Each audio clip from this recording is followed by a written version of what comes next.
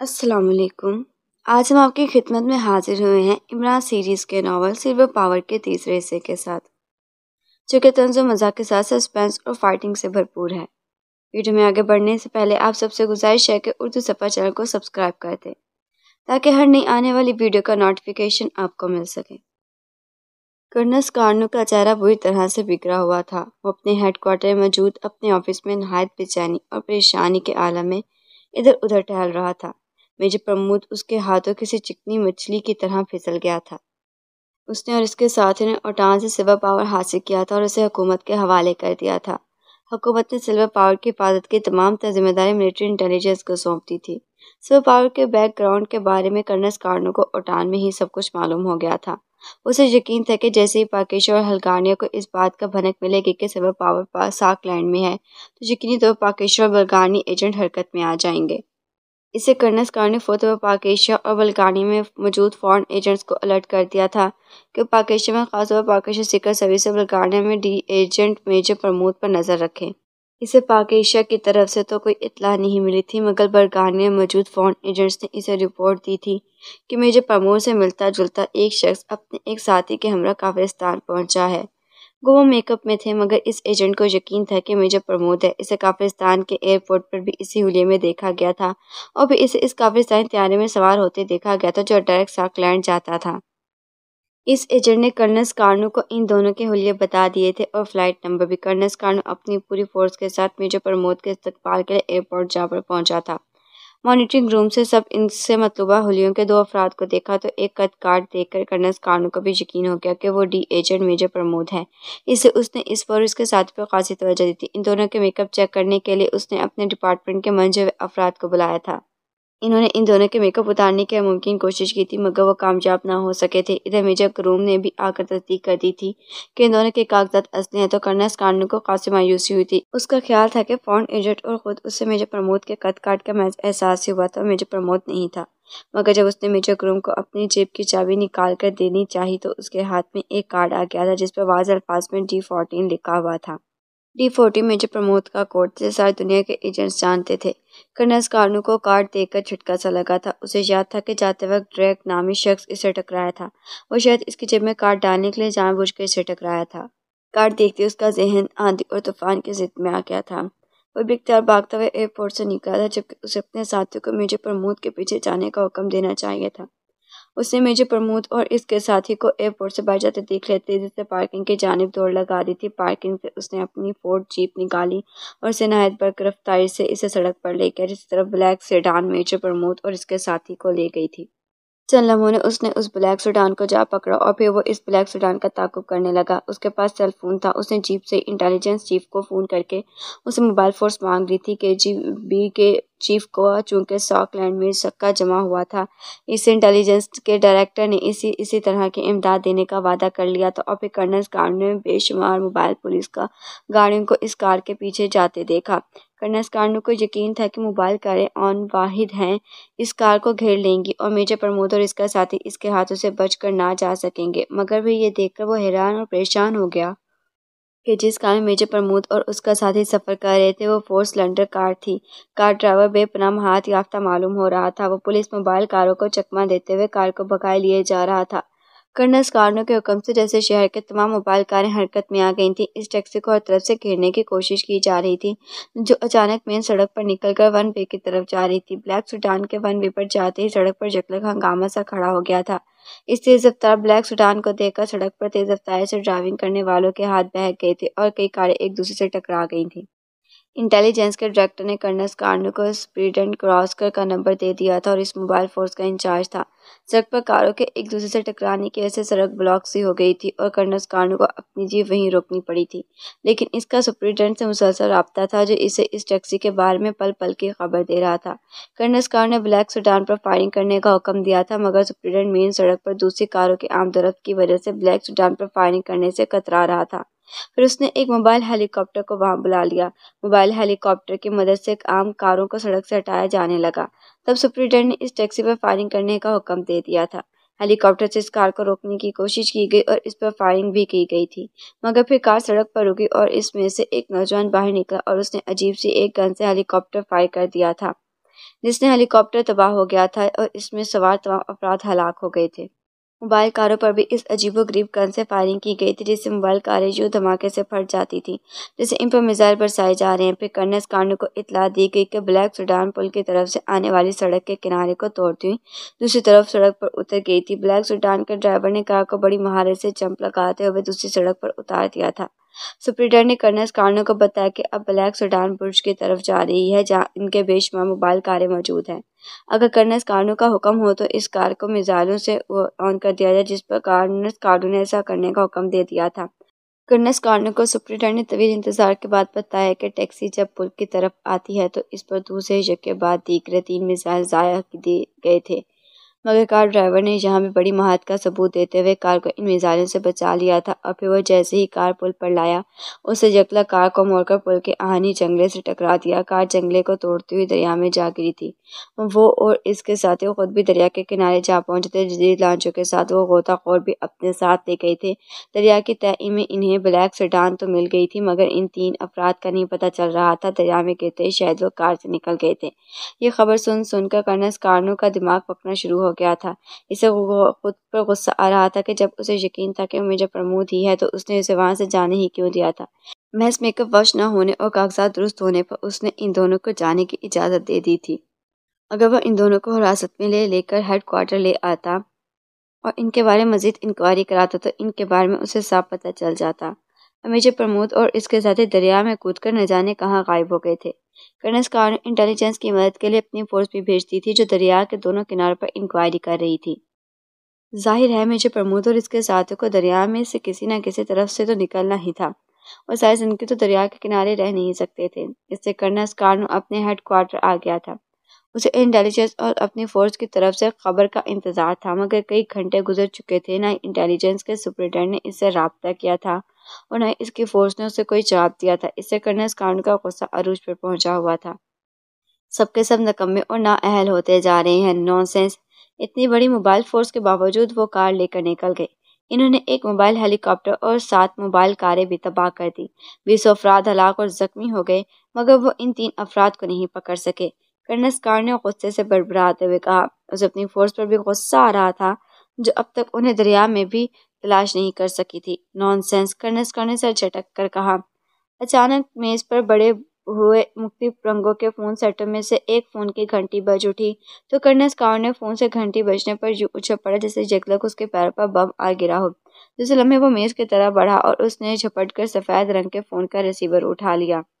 یس colonel سکارنو، اس نے پھاڑ کھانے والے لہجے میں کہا۔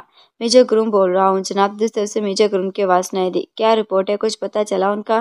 کرنل سکارنو نے اسی انداز میں کہا۔ نو سر، ہم نے ہر طرف گھیرا بندی کر رکھی ہے۔ دریا کے ارد گرد کے علاقے اور قصبوں میں میرے آدمی پھیلے ہوئے ہیں، جو دریا اور انٹیلی جنس لانچوں میں انہیں ہر طرف تلاش کر رہی ہے۔ انہوں نے جگہ جگہ دریا میں جال پھینکے اور ان کے غوطہ خور بھی دریا میں اترے ہوئے ہیں، مگر تاحال ان کا کوئی سراغ نہیں مل سکا۔ نہ ہی وہ دریا میں کہیں ابھرے تھے اور نہ انہیں دور نزدیک کسی قصبے میں جاتے دیکھا گیا۔ دوسری طرف سے میجر گروم نے سہمے ہوئے لہجے میں کہا۔ وہ نانسنس، کیا یہی رپورٹ دینے کے لیے تم نے مجھے فون کیا ہے؟ وہ سب کے سامنے کار سمیت دریا میں کودے تھے۔ اگر وہ دریا میں نہیں ہے تو کہاں جا سکتے ہیں؟ انہیں دریا نکل گیا یا آسمان نے اٹھا لیا ہے؟ کرنل سکارنو نے دھاڑتے ہوئے کہا۔ سر، دریا کا بہاؤ بہت تیز ہے، میرے خیال میں وہ دریا میں ہی کہیں بہہ گئے ہیں۔ دوسرے سے میجر گروم نے سہمے ہوئے لہجے میں کہا۔ اپنا خیال اپنے پاس رکھو میجر گروم۔ تم اگر کسی اور کے بارے میں یہ بات کرتے تو میں شاید مان لیتا، لیکن وہ تربیت یافتہ ایجنٹ میجر پرمود اور اس کے ساتھی ہیں۔ انہیں اگر لے جا کر سمندر کے بیچ میں پھینک دیا جائے تو وہ وہاں سے بھی بچ نکل کر فن کر جانتے ہیں۔ کرنل سکارنو نے غصیلے لہجے میں کہا۔ یس سر، مگر سر، میجر گروم نے بوکھلائے ہوئے لہجے میں کہا۔ شٹ اپ، اپنی تلاش کا دائرہ بڑھاؤ اور جیسے ہی ہو انہیں ہر حال میں تلاش کرو۔ ایک بار تم ناکامی کا اعتراف کر چکے ہو، مگر دوسری بار اگر تم نے ناکامی کا نام لیا تو میں تمہیں اپنے ہاتھوں سے شوٹ کر دوں گا۔ کرنل سکارنو نے حلق کے بل چیختے ہوئے کہا۔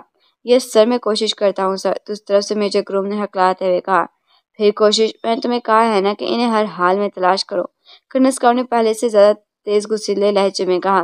یس سر، میں انہیں تلاش کرتا ہوں، میجر گروم نے اسی انداز میں کہا۔ اور سنو، تم ان تینوں کو یقیناً دریا کے بہاؤ کے سمت میں تلاش کر رہے ہوگے۔ کرنل سکارنو نے کہا۔ یس سر، ایسا ہی ہے سر، میجر گروم نے فوراً کہا۔ میں میجر پرمود کے بارے میں جانتا ہوں، وہ بہت چلاک انسان ہے، وہ دریا کے بہاؤ کے مخالف سمت میں گیا ہوگا۔ انہیں اس طرف تلاش کرو۔ کرنل سکارنو نے کہا۔ اوہ یس سر، اس طرف تو واقعی میرا دھیان ہی نہیں گیا، میں ابھی انتظامات کراتا ہوں سر، میجر گروم نے کہا۔ جلدی کرو، اگر وہ نکل گیا تو اس کا دوبارہ ہاتھ لگنا مشکل ہو جائے گا۔ وہ میک اپ کا ماہر ہے، لمحوں میں بھیس بدل لیتا ہے۔ کرنل اسکارنو نے کہا، یس سر، آپ بے فکر ہیں سر۔ میجر گروم نے کہا تو کرنل اسکارنو نے ریسیور کیڈل پر رکھ دیا۔ سب کے سب احمق اکٹھے کر رکھے ہیں میں نے۔ اب تک میجر پرمود اور اس کے ساتھی دریا کے مخالف سمت میں دور جا کر بھی نکل گئے ہوں گے، مگر وہ جائیں گے کہاں؟ میں ان کی تلاش میں زمین آسمان ایک کر دوں گا۔ میرا نام کرنل اسکارنو ہے۔ کرنل اسکارنو اس وقت تک پیچھے نہیں ہٹا جب تک وہ مجرموں اور خاص طور پر میجر پرمود جیسے ایجنٹوں کو ہلاک نہیں کر دیتا۔ میجر پرمود کی موت اس ساکلینڈ کھینچ لائی ہے، وہ جہاں مرضی جا چھپے، مگر میں موت بن کر اس کے شہر تک پہنچ جاؤں گا۔ کرنل اسکارنو نے حلق کے بل گڑاتے ہوئے کہا۔ وہ چند لمحے سوچتا رہا، پھر وہ میز کے گرد گھوم کر اپنی اونچی پشت والی سیٹ پر بیٹھ کر یوں گہرے گہرے سانس لینے لگا جیسے وہ میلوں دوڑ لگا کر آ رہا ہو۔ اس کے ذہن میں میجر پرمود کا نام کسی ہتھوڑے کی طرح برس رہا تھا۔ پھر تقریباً 2 گھنٹوں کے بعد دوبارہ میز پر پڑے ہوئے فون کی گھنٹی بج اٹھی تو وہ چونک پڑا اور پھر اس نے ہاتھ بڑھا کر ریسیور اٹھا لیا۔ یس کرنل اسکارنو اسپیکنگ۔ کرنل اسکارنو نے ریسیور کان سے لگاتے ہوئے کہا، میجر گروم بول رہا ہوں سر۔ دوسری طرف سے میجر گروم نے پرجوش آواز سنائی تو کرنل اسکارنو یکلک سیدھا ہو کر بیٹھ گیا۔ یس میجر گروم، کرنل اسکارنو نے کہا۔ سر، میجر پرمود اور اس کے ساتھیوں کا ہمیں پتہ چل گیا ہے۔ دوسری طرف سے میجر گروم نے کہا تو کرنل اسکارنو بے اختیار اچھل پڑا۔ ہم جانتے ہیں تم 8 افراد کا گروپ ہو، تم سب اندر موجود ہو۔ اگر تم اپنی زندگیاں چاہتے ہو تو کمرے کا دروازہ کھول کر خود کو ہمارے حوالے کر دو۔ باہر سے ایک کڑکتی ہوئی آواز سنائی دی۔ آپ کیا کہتے ہو؟ سول نے عمران سے مخاطب ہو کر پوچھا۔ چونکہ یہ کوٹھی ماسٹر کارڈی کا خاص اڈا ہے، اس لیے اس میں تہہ خانہ بھی ہوگا اور محفوظ راستہ بھی۔ دروازے پر 4 لاک اس بات کی نشاندہی کرتے ہیں کہ جبکہ کھڑکیاں کھل ہی نہیں سکتی، عمران نے کہا تو نہ صرف جولیا بلکہ دوسرے ممبران بھی چونک کر اس کی طرف دیکھنے لگے۔ عمران کی نظر تیزی سے کمرے میں سرچ لائٹ کی طرف گھوم رہی تھی، جیسے ہی وہ نظروں ہی نظروں میں کچھ تلاش کر رہا ہو۔ اس کے چہرے پہ بے پناہ سنجیدگی کے تاثرات تھے۔ دروازے کو باہر سے زور زور سے پیٹا جا رہا تھا۔ صفدر نے کمرے کا دروازہ بند کر کے اسے اندر سے لاک کر دیا تھا۔ دروازے پر 4 لاک تھے جو اوپر، نیچے اور دروازہ کھلنے کے سائڈ پر تھے۔ اس نے ایک چاروں لاک لگا دیے تھے۔ دروازہ کھول دو ورنہ ہم دروازے کو بم سے اڑا دیں گے اور پھر ہم اندر آ کر تم سب کو گولیوں سے بھون دیں گے۔ باہر سے وہی کڑکتی ہوئی آواز سنائی دی۔ صفدر، تنویر، اس درمیانی صوفے کو یہاں سے ہٹا دو جلدی۔ عمران نے اچانک صفدر اور تنویر سے مخاطب ہو کر کہا تو وہ دونوں چونک پڑے۔ کمرے کا فرش بڑے بڑے ڈبوں کی شکل میں ڈیزائن کیا گیا تھا۔ یہ ڈبے 6 فٹ لمبے اور 4 فٹ چوڑے تھے۔ درمیانی صوفہ بھی تقریباً اسی سائز کا تھا جو فرش کے ایک ڈبے پر رکھا ہوا تھا۔ صفدر اور تنویر آگے بڑھے اور انہوں نے صوفے کو سائیڈوں سے پکڑ کر اسے اٹھانا چاہا، مگر انہیں یوں لگا جیسے اس صوفے کو زمین نے پکڑ رکھا ہو، حالانکہ وہ فرش پر عام انداز میں رکھا ہوا تھا۔ یہ دیکھ کر عمران کی آنکھوں میں چمک سی آ گئی۔ یہ تو شاید فرش میں فکس ہے، صفدر نے کہا۔ اسے دائیں بائیں گھما کر دیکھو، عمران نے کہا تو ان دونوں نے صوفے کو پکڑ کر دائیں طرف گھمانا چاہا، مگر صوفہ ذرا سا بھی نہ ہلا، اور پھر جب انہوں نے اسے بائیں طرف گھمایا تو صوفہ یوں گھومتا چلا گیا جیسے محور کے گرد زمین گھومتی ہے۔ جیسے ہی صوفہ بائیں طرف گھوما، مشرقی دیوار کے پاس ہلکی سی گڑگڑاہٹ کی آواز ابھری اور انہوں نے فرش کے ایک ڈبے کو کسی ڈھکن کی طرح کھلتے دیکھا۔ فرش کے ڈبے کو کسی ڈھکن کی طرح کھلتے دیکھ کر وہ سب بے اختیار اچھل پڑے اور تیزی سے فرش میں ہونے والے خلا کی طرف آ گئے۔ خلا میں نیچے سیڑھیاں جاتی دکھائی دے رہی تھیں۔ اس طرف سیڑھیاں ہیں، جولے نے مدھم سی آواز میں کہا۔ چلو جلدی کرو، نکلو یہاں سے۔ اگر انہوں نے دروازے کو سچ مچ بم سے اڑا دیا تو ہم میں سے کسی کو بھی زندہ نہیں چھوڑیں گے۔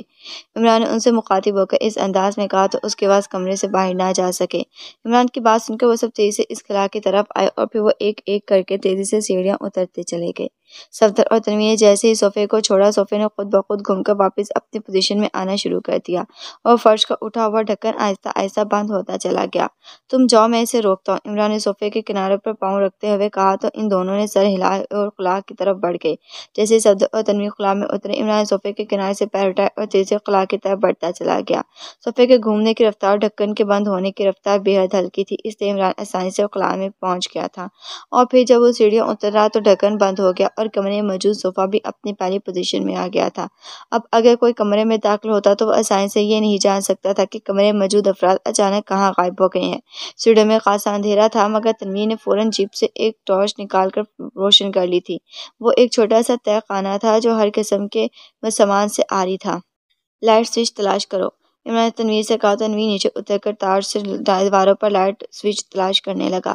پھر اس نے ایک دیوار پر لگا ہوا ایک سوئچ آن کیا تو تہہ خانہ روشن ہو گیا۔ تہہ خانے کی دیواریں بالکل اسپاٹ تھی، یوں لگ رہا تھا جیسے وہ کسی بند ڈبے میں آ گئے ہوں۔ یہ سب کیا ہو رہا ہے؟ آخر تم ہمیں کچھ بتاتے کیوں نہیں؟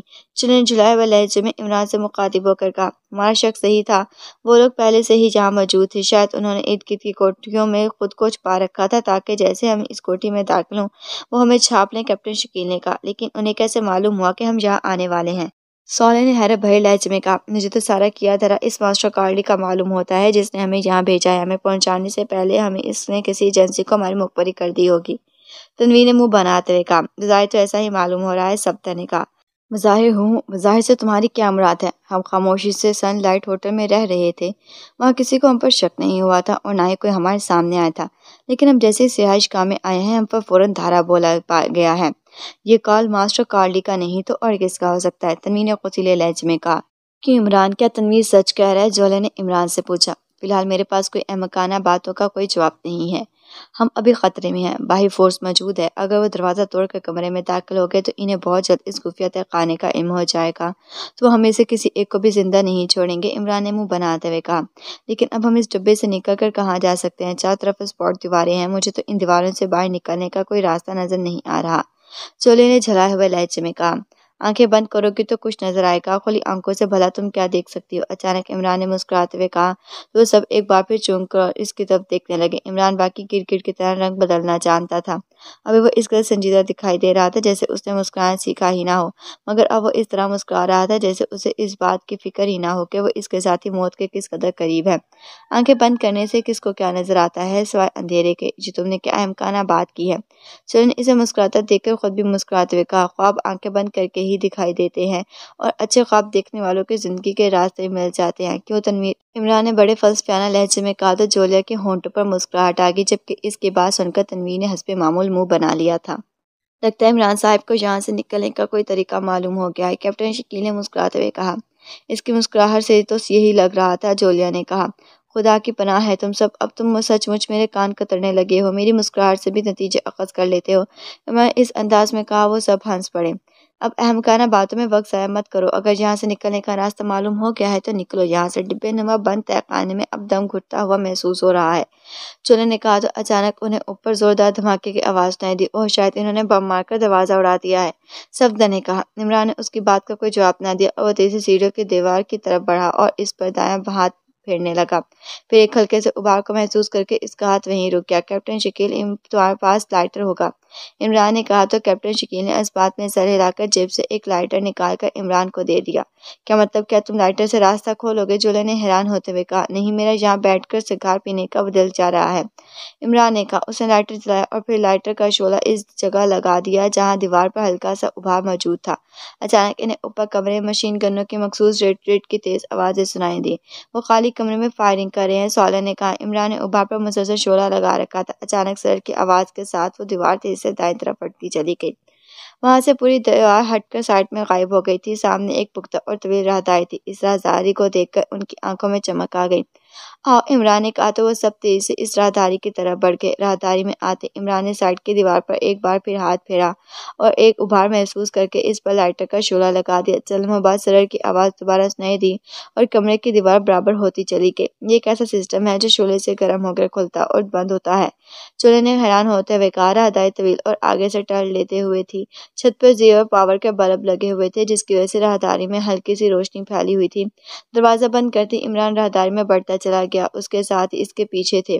یہ جدید سائنسی طریقہ ہے، خفیہ راستے کھولنے کے لیے دیواروں میں ہلکا ابھار کر کے ایک خاص ڈیوائس لگا دی جاتی ہے جسے گرم کیا جائے تو راستہ اوپن اور کلوز ہو جاتا ہے، عمران نے کہا۔ تمہیں کیسے معلوم ہوا کہ یہ راستہ کسی ڈیوائس کو گرم کرنے سے کھل سکتا ہے؟ جولے نے باقاعدہ جرح کرنے والے انداز میں کہا۔ تہ خانے میں ایک بھوت موجود تھا اور اس بھوت نے اس ڈیوائس کے بارے میں میرے کام میں بتایا تھا، عمران نے مسکراتے ہوئے کہا۔ ہوں، تم اس سے بڑا بھوت اور بھلا اس دنیا میں کون ہو سکتا ہے؟ تنویر نے عمران پر چوٹ کرتے ہوئے کہا۔ ہو سکتا ہے کیا؟ میں نے اسے اپنی آنکھوں سے دیکھا ہے، کیا تمہارے سوا سبھی اس بھوت کو دیکھ رہے ہیں؟ عمران نے فوراً کہا۔ کیوں میرے سوا؟ کیا ہم میرے نے آنکھوں پر پٹی باندھ رکھی ہے؟ تنویر نے تن کر کہا۔ لو، بھلا کوئی بھوت خود بغیر آئینے کے دیکھ سکتا ہے؟ عمران نے کہا تو وہ سب بے اختیار ہنس پڑے۔ عمران نے بڑی خوبصورتی سے تنویر کا جملہ اس پر الٹ کر اسے بھوت بنا دیا تھا۔ ویسے عمران صاحب، یہ سسٹم میرے لیے بھی نیا ہے، کیا آپ اس سسٹم کے بارے میں پہلے سے جانتے تھے؟ کیپٹن شکیل نے کہا۔ نہیں، میں نے دیواروں کی ساخت دیکھ کر اندازہ لگایا تھا کہ اس بند ڈیوائس کے تحت بنایا گیا ہے، عمران نے کہا۔ دیواروں کی ساخت؟ مگر ہمیں تو دیواروں کی ساخت میں کوئی انوکھی بات دکھائی نہیں دی، سولیہ نے کہا۔ آنکھیں کھلی رکھو تو تمہیں کچھ پتہ چلے گا۔ دیکھنے میں وہ عام سپاٹ دیواریں تھیں مگر ان میں کسی قسم کا کوئی جوڑ نہیں تھا۔ وہ فولادی دیواریں ہیں جن پر ایسا پینٹ کیا گیا ہے جس کی وجہ سے وہ کنکریٹ کی دیواریں معلوم ہو رہی تھیں۔ عمران نے کہا، ہم نے آنکھیں کھلی رکھ کر کیا کرنا ہے؟ ہماری سفید لاٹھی تو آپ ہیں۔ صالح نے مسکرا کر کہا تو عمران بے اختیار ہنس پڑا۔ گویا تمہیں راستہ دکھانے والی سفید چھری میں ہوں۔ عمران نے کہا، ہمارے ساتھ تو اکثر ایسا ہی ہوتا آیا ہے۔ ہم بڑی بڑی اور خطرناک سچویشن میں بھی گھرے ہوئے ہوں تو عموماً سفید چھری کے ذریعے ہی بچ جاتے ہیں۔ صالح نے کہا، اس کے باوجود تم میرا احسان نہیں مانتے؟ عمران نے کہا، احسان کیا مطلب؟ تم نے کب کہا ہے کہ ہم تمہارا احسان نہیں مانتے؟ چولے نے حیران ہوتے ہوئے کہا، اگر میرا احسان مانا گیا تو تنویر اب تک مان نہ گیا ہوتا۔ عمران نے کہا تو ان سب کے ہونٹوں پر مسکراہٹ پھیل گئی۔ کیا منوانا چاہتے ہو تم تنویر سے؟ بولو، میں منوا لیتی ہوں۔ میں دیکھتی ہوں تنویر تمہاری کس بات پہ نہیں مانتا۔ چولے نے اس انداز میں کہا جیسے وہ عمران کی بات کا مطلب نہ سمجھی ہو۔ اس کی بات سن کر عمران بے اختیار ہنس پڑا۔ سب کے تنویر بوکھلائی ہوئی نظروں سے جولیا کی طرف دیکھنے لگا۔ یہ بکواس کر رہا ہے مس جولیا، تنویر نے بکھلائے ہوئے لہجے میں کہا۔ اس کی بکھلاہٹ دیکھ کر سب کی ہنسی تیز ہو گئی تھی۔ عمران بھی تنویر کی بکھلاہٹ دیکھ کر ہنس پڑا تھا۔ رہنے دو، میری بات سن کر یہ بیچارہ پہلے ہی نروس ہو گیا ہے۔ اب میں نے اس سے کوئی بات منوانے کی کوشش کی تو اس کا فیوز ہی اڑ جائے گا۔ عمران نے کہا تو تنویر اسے کھا جانے والی نظروں سے گھورنے لگا۔ نروس بریک ڈاؤن میں سمجھی نہیں؟ چولے نے کہا تو سب ایک بار پھر ہنس پڑے۔ کچھ نہیں، تیز تیز چلو، ہم نے ساری عمر اس راہداری میں نہیں گھومتے رہنا۔ یہ راہداری ویسے بھی شیطان کی آنت کی بڑی لمبی ہوتی جا رہی ہے۔ عمران نے کہا تو جولے نے اس بات میں سر ہلا دیا۔ وہ تیز سے راہداری میں چلنے لگے جب اسے کسی سرنگ کی شکل اختیار کر گئی تھی۔ سرنگ جگہ جگہ سے ٹرن لیے ہوتی تھی۔ سرنگ طویل ضرور تھی مگر وہاں ہلکی سی روشنی تھی جس کی وجہ سے انہیں آگے بڑھنے میں کوئی وقت دقت نہیں ہو رہی تھی۔ تقریباً 20 منٹ چلتے رہنے کے بعد اس کے سامنے ایک اور سپاٹ دیوار آ گئی۔ یہ دیوار اس کمرے کی دیوار جیسی تھی جس سے وہ نکل کر آئے تھے۔ عمران نے دائیں سائڈ کی دیوار پر ہاتھ پھیر کر ابھار کو محسوس کیا اور پھر اس جگہ لائٹر کا شعلہ لگایا تو دیوار سرکتی چلی گئی۔ اس طرف بھی چھوٹا سا ڈبے نما تہہ خانہ تھا جس میں سے اوپر سیڑھیاں جا رہی تھی۔ تہہ خانے میں آ کر عمران نے سیڑھیاں چڑھ کر چھت کے کنارے پر لگے ایک چھوٹے سے ہک کو گھمایا تو چھت کا وہ حصہ کسی ڈھکن کی طرح کھلتا چلا گیا۔ سب سے پہلے عمران نے سر باہر نکال کر دیکھا تو وہ ایک بڑے ہال نما کمرے میں تھا جیسے پہلے کمرے کی طرح ضرورت کا سامان موجود تھا۔ عمران خلا میں نکل کر آ گیا۔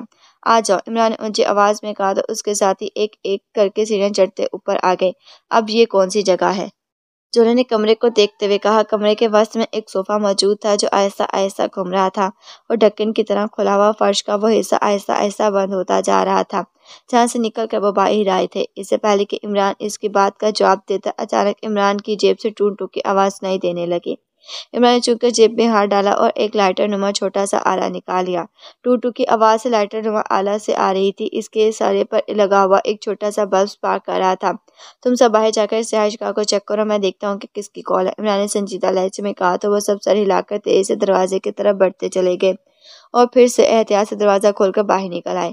ان کے باہر جاتے عمران نے سپارک کرتے ہوئے بلب کو پریس کیا تو آلے سے ٹو ٹو کی آواز بلند ہونا ختم ہو گئی۔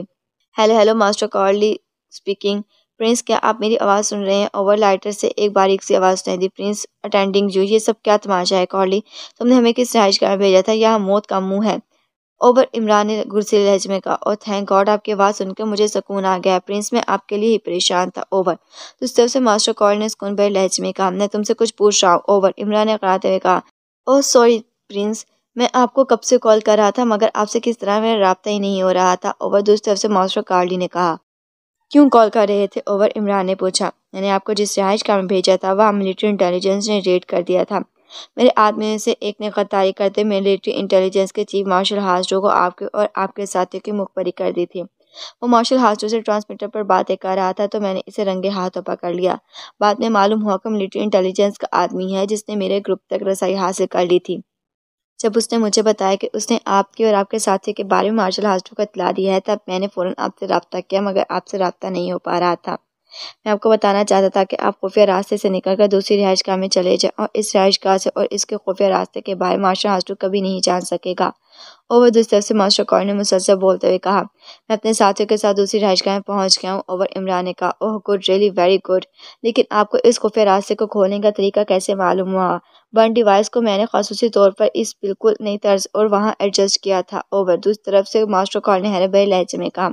بس ہو گیا معلوم، یہ بتاؤ وہ مخبر کون تھا جس نے ہمارے بارے میں ملٹری انٹیلیجنس کو اطلاع دی تھی اور وہ کہاں ہے؟ اوور، عمران نے پوچھا۔ میں نے بتایا ہے کہ ملٹری انٹیلیجنس کا آدمی ہے اور وہ میری قید میں ہے۔ اوور، ماسٹر کارلی نے کہا۔ کیا یہ وہی آدمی ہے جسے تم نے ڈان لیک پر چابیاں اور گاڑیاں دے کر بھیجا تھا۔ اوور عمران نے کہا، یس پرنس وہی آدمی ہے، کیا آپ کو اس پر شک ہوا تھا؟ اوور ماسٹر کارلی نے کہا، ہاں میں نے اس کی آنکھوں میں عجیب سی چمک دیکھی تھی، مجھے اس پر شک تو ہوا تھا مگر میں تمہیں دیکھ کر خاموش ہو گیا۔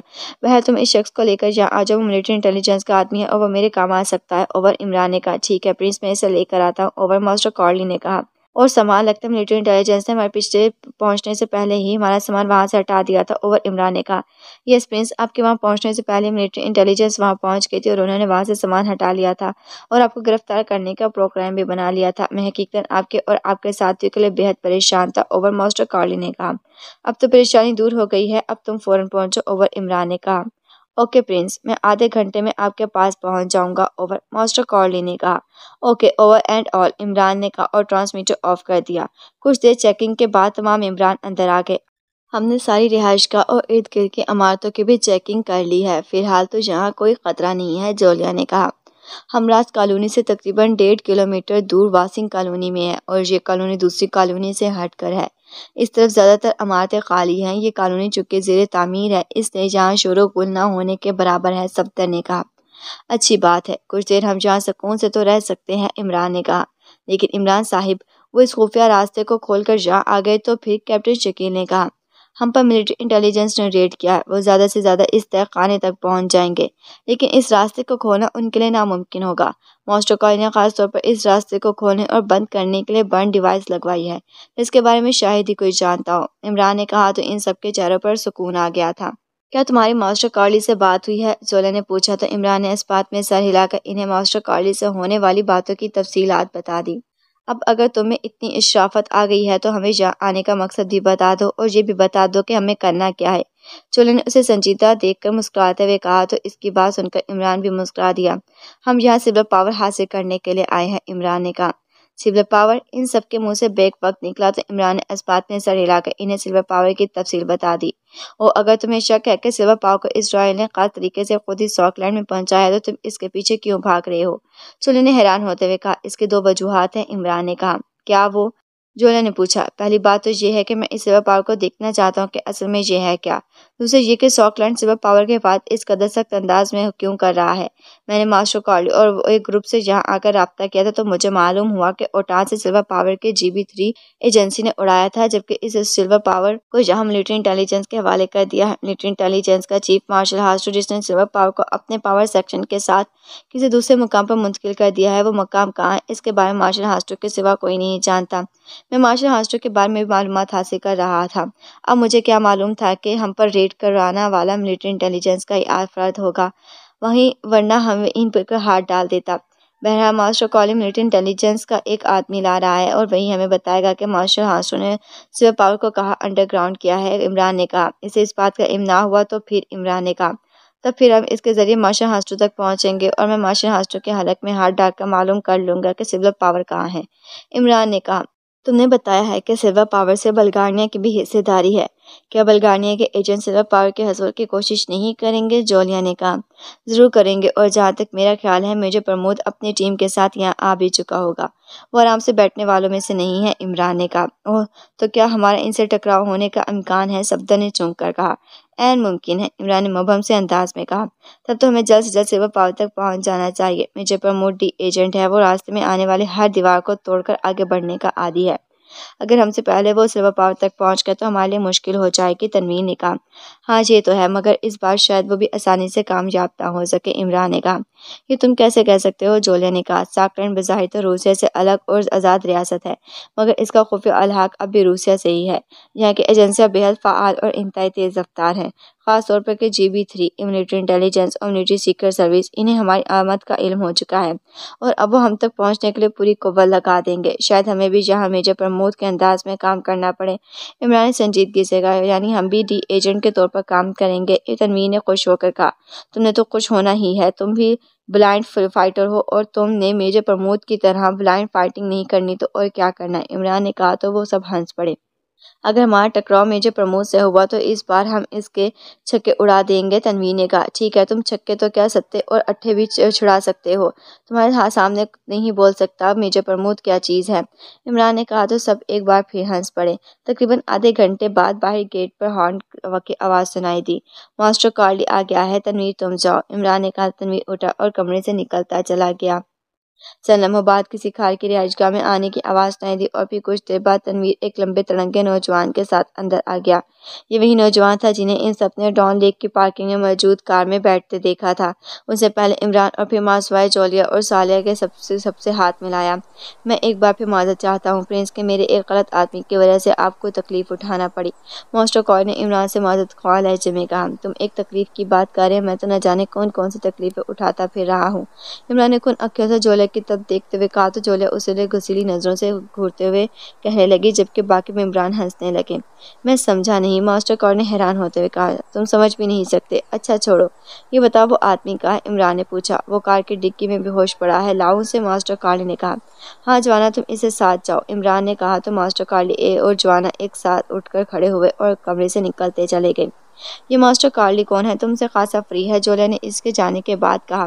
ہے تو اسمگلر، مگر میں نے ایک مرتبہ روسیہ کے ایک ایجنسی سے اس کی جان بچائی تھی اور تب سے یہ میرا مداح ہے اور میرے کہنے پر یہاں فارن ایجنٹ کے طور پر کام کر رہا ہے اور چیف کو چھوٹی موٹی خبریں دیتا رہتا ہے، عمران نے کہا۔ ہر جگہ تم نے معلومات اور اپنے مطلب کے لیے کسی نہ کسی کو ایڈجسٹ کر رکھا ہے، پتہ نہیں تم کیا چیز ہو، جولیا نے کہا۔ چیز نہیں، نا چیز کہو، اور جاسوسی کے دھندے میں یہ سب کرنا ضروری ہوتا ہے، عمران نے کہا۔ اور پھر چند لمحوں بعد جوانا ایک نوجوان کو کمر پر لادے اندر آ گیا جس کے ہاتھ پیر بندھے ہوئے تھے اور وہ بے ہوش تھا۔ اسے دوسرے کمرے میں لے جا کر کرسی پر جکڑ دو، عمران نے کہا تو جوانا سر ہلا کر ایک بار پھر کمرے سے نکل گیا۔ پرنس، تم شاید اس سے کچھ پوچھ گچھ کرنا چاہتے ہو، ماسٹر کارل نے کہا جو جوانا کے ساتھ ہی اندر آ گیا تھا۔ ہاں کیوں؟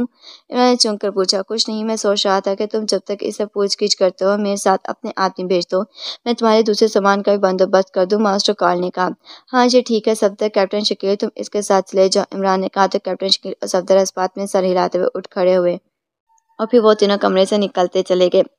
اور اب ذرا اس شخص سے دو باتیں ہو جائیں، اس سے شاید ہمیں کوئی کام کی بات معلوم ہو جائے، عمران نے اٹھتے ہوئے کہا تو وہ سب اٹھ کر کھڑے ہو گئے۔ جیسے ہی کار دریا میں گرے، ہمیں دریا کے مخالف بہاؤ کی طرف تیرنا ہے اور ہم جنوبی سائڈ میں جائیں گے، ہری اپ، میجر پرمود نے کہا۔ اور پھر جیسے ہی کار پل سے ٹکرائی، میجر پرمود نے کیپٹن نوازش اور لاٹور سے مخاطب ہو کر چیختے ہوئے کہا۔ کار ہوا میں اچھلی اور پھر عمودی ہو کر چھپاکے سے دریا میں جا گری۔ بلندی سے گرنے کی وجہ سے کار پانی میں نیچے ہی نیچے اترتی چلی گئی۔ اس سے پہلے پانی کا تیز بہاؤ کار کو الٹا دیتا، جہاں کار کے دریا کی تہہ میں پہنچتی ان تینوں نے فوراً کار کے دروازے کھولے اور کار سے باہر نکل گئے۔ دریا کا تیز بہاؤ انہیں اپنے ساتھ بہا لے جا رہا تھا، مگر انہوں نے بروقت خود کو سنبھالتے ہوئے دریا کے بہاؤ کے مخالف سمت میں تیرنا شروع کر دیا۔ گو دریا کے مخالف سمت تیرتے ہوئے انہیں سخت مشکل ہو رہی تھی، مگر وہ میجر پرمود اور اس کے ساتھی تھے جو مشکل سے مشکل حالات کا بھی سامنا کرنا جانتے تھے۔ وہ تیرتے ہوئے کافی نیچے آ گئے تھے، جہاں بہاؤ کی رفتار اوپر کی رفتار سے قدرے کم تھی، اس لیے انہوں نے دائیں طرف تیرنا شروع کر دیا اور پھر وہ دریا کے ایک کنارے کی طرف آ گئے۔ دریا کے کنارے کنارے تیرتے ہوئے وہ آگے بڑھتے چلے گئے۔ جب ان کا سانس پھول جاتا تو وہ چند لمحوں کے لیے دریا کے کنارے اس کی سطح پر اترتے اور پھر فوراً ڈبکی لگا جاتے۔ مسلسل آدھا گھنٹہ اسی طرح تیرتے رہنے کے بعد ان کے اعصاب واقعی شل ہو گئے تھے۔ وہ سانس لینے کے لیے جیسے ہی کناروں کی طرف ابھرے، انہیں پر خاصے فاصلے پر دکھائی دیا جس طرف وہ موجود تھے اس طرف دریا ٹرن لیے ہوئے تھا۔ سامنے ایک جنگل تھا اور وہاں کوئی دکھائی نہیں دے رہا تھا۔ انہوں نے کنارے پر موجود مضبوط جھاڑیوں کو پکڑ رکھا تھا تاکہ پانی کا تیز بہاؤ انہیں اپنے ساتھ بہا نہ لے جائے۔ میرا خیال ہے ہمیں اس طرف سے نکل جانا چاہیے، کیپٹن نوازش نے کہا۔ ٹھیک ہے چلو، میجر پرمود نے کہا۔ ابھی وہ تینوں جھاڑیاں پکڑ کر اور پتھروں پر پیر ٹکائے ہوئے دریا سے نکل آئے۔ ان کے کپڑے گیلے تھے اور ان میں جھاڑیاں پھنسی ہوئی تھیں۔ انہوں نے لباسوں سے جھاڑیاں نکالنی شروع کر دی۔ خدا کی پناہ، اگر مجھے پتا ہوتا کہ غیر ملک میں آ کر میرا یہ حال ہونے والا ہے تو میں آپ کے ساتھ کبھی نہ آتا، لاٹوش نے کہا۔ تو کیا کرتے تم؟ کیپٹن نوازش نے مسکراتے ہوئے کہا۔ اس سے تو بہتر تھا کہ میں بلگانے کے صحراؤں یا جنگل میں بیٹھ کر بین بجاتا رہتا، لاٹوش نے کہا۔ تو اس کی بات سن کر میجر پرمود بھی مسکرا دیا۔ اور جب بین بجانے سے ناگ نکل کر تمہارے سامنے آ جاتا تو تم دبا کر بھاگ جاتے، کیپٹن نوازش نے مسکراتے ہوئے کہا۔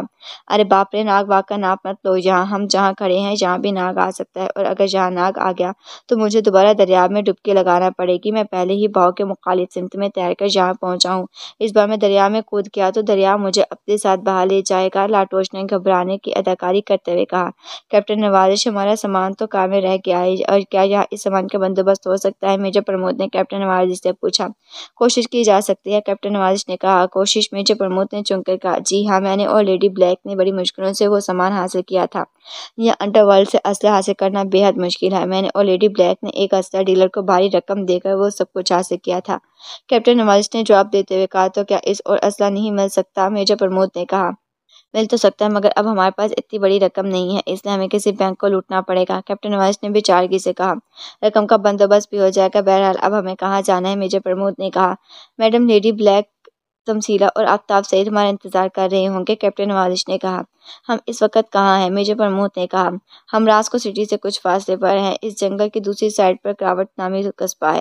میرا خیال ہے کہ میں اس طرف چلنا چاہیے، وہاں سے ہمیں شہر کی طرف جانے کے لیے کوئی نہ کوئی سواری ضرور مل جائے گی، کیپٹن نوازش نے کہا۔ ٹھیک ہے، چلو، میجر پرمود نے کہا۔ پھر وہ جنگل کی طرف بڑھ گئے۔ جنگل زیادہ گھنا نہیں تھا اور نہ ہی وسیع تھا، وہ جلد ہی جنگل سے ہوتے ہوئے ایک مین سڑک پر آ گئے۔ سامنے طویل اراضی پر کھیتوں کا سلسلہ پھیلا ہوا تھا۔ یہ سڑک شہر شاید باہر جاتی تھی، اس لیے وہاں ٹریفک نہ ہونے کے برابر تھی۔ یہاں تو دور دور تک کوئی بیل گاڑی یا گدا گاڑی بھی دکھائی نہیں دے رہی ہے۔ ہم سواری کس پر کریں گے؟ لاٹوش نے سڑک کی طرف دیکھتے ہوئے کہا۔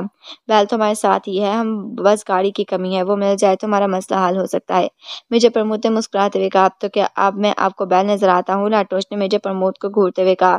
سوری، بیل غلطی سے میرے منہ سے نکل گیا تھا، تم تو… میجر پرمود نے جان بوجھ کر فکرہ ادھورا چھوڑتے ہوئے کہا۔ گدھا ہوں، یہی کہنا چاہتے ہو نا آپ؟ لاٹوش نے منہ بنا کر کہا۔ کہنا تو نہیں چاہتا تھا، مگر تم نے خود ہی مان رہے ہو تو ٹھیک ہے۔ تم کیوں ہنس رہے ہو؟ یہ سب تمہاری وجہ سے ہوا ہے، تم ہمیں الٹے سیدھے راستوں سے یہاں نہ لاتے تو مجھے خواہ گدھا نہ بننا پڑتا، لاٹوش نے کیپٹن نوازش کو آنکھیں دکھاتے ہوئے کہا۔ وہ کھیتوں کے کنارے کنارے چل رہا تھا، اس طرف ہوا خاصی تیز تھی جس کی وجہ سے ان کے کپڑے سوکھتے جا رہے تھے۔ اس فارم ہاؤس کی طرف چلو، میں نے فارم ہاؤس کی دوسری طرف کسی کار کی جھلک دیکھی ہے، میجر پرمود نے دائیں طرف کھیتوں میں موجود ایک فارم ہاؤس کی طرف دیکھتے ہوئے کہا، اور پھر وہ کھیتوں کے درمیان سے ہوتے فارم ہاؤس کی طرف بڑھنے لگے۔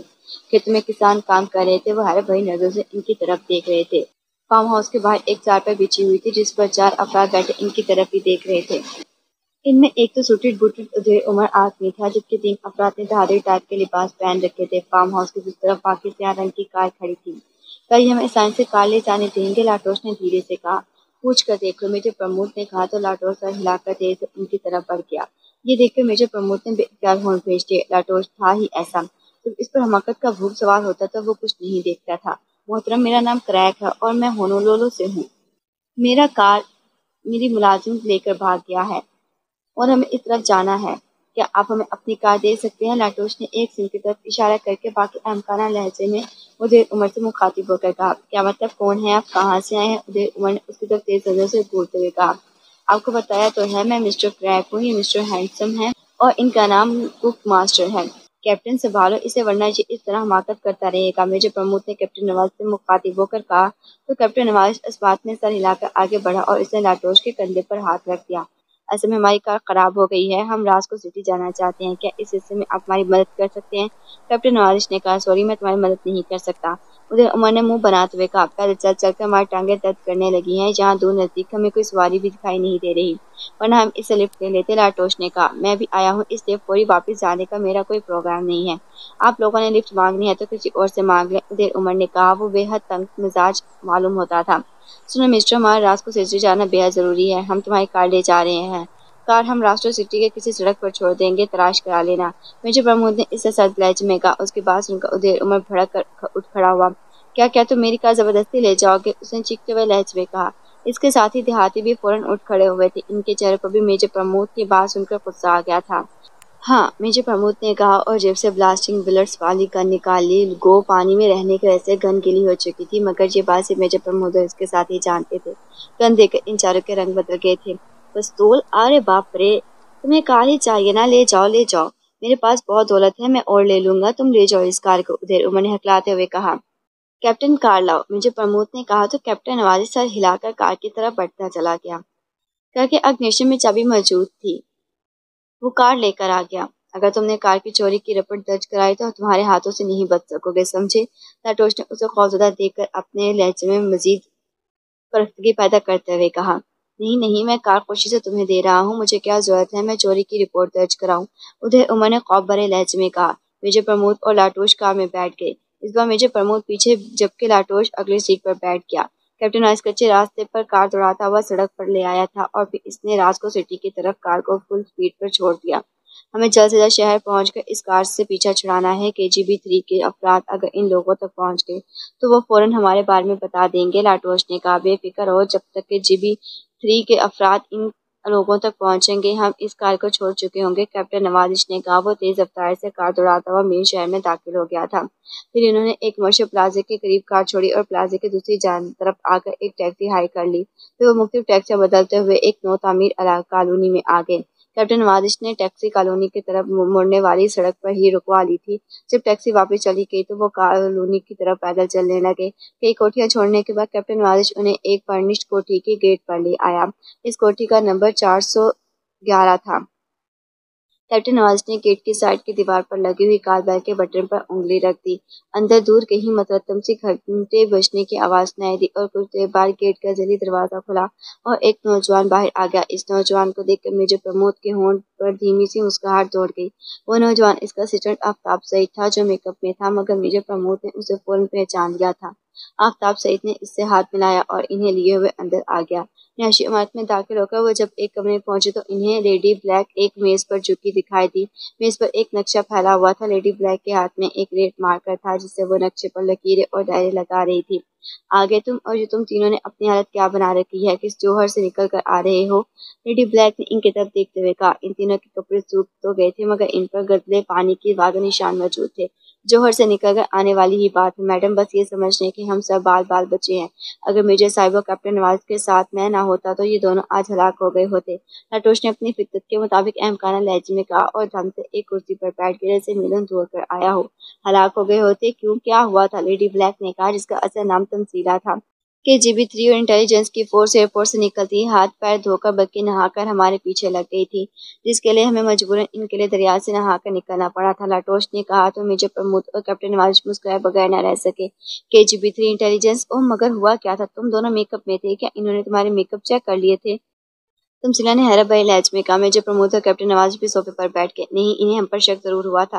इन्होंने हर मुमकिन तरीके से हमारे मेकअप साफ करने की कोशिश की थी, लेकिन मुझे चूंकि इस बात का खतरा था इसलिए हमने स्पेशल मेकअप किए थे। इस मेकअप को किसी मेकअप वॉशर से साफ नहीं किया जा सकता था और ना ही किसी लेंसर से इस मेकअप को चेक किया जा सकता था। मेजर प्रमोद ने कहा। तो फिर तमसीला ने उनके सामने बैठते हुए कहा। तो मेजर प्रमोद ने सारी बात बता दी। ओह, तो ये बात है कि KGB को इंटेलिजेंस वाले तो तुम तीनों को पागल कुत्तों की तरह हर तरफ ढूंढ रही होंगे, तमसीला ने कहा। ढूंढने तो तुम बताओ, तुमने अब तक क्या तीर मारा है? मेजर प्रमोद ने कहा। मैंने सिल्वर पावर के बारे में तमाम तफसीलात हासिल कर ली हैं, तमसीला ने कहा। गुड, कहाँ है सिल्वर पावर? मेजर प्रमोद ने कहा। JB 3 के ओटान से सिल्वर पावर लाकर मिलिट्री इंटेलिजेंस के चीफ मार्शल हास्टू के हवाले कर दिया था और हुकूमत ने मार्शल हास्टू को ये जिम्मेदारी सौंपी है कि वो सिल्वर पावर की हिफाजत करे। मैंने और आफ्ताब सईद ने हर मुमकिन तरीके से ये मालूमात हासिल करने की कोशिश की थी कि किसी तरह हमें ये पता चल जाए कि मार्शल हास्टू ने सिल्वर पावर कहाँ छुपा रखा है, लेकिन फिलहाल हमें इसके बारे में कुछ मालूम नहीं हो सका। अब मैं सोच रही थी कि सिल्वर पावर के लिए मैं मार्शल हास्टू पर ही हाथ डालना होगा। इसे पूछे बगैर ये मालूम नहीं हो सकेगा कि सिल्वर पावर कहाँ है, तमसीला ने कहा।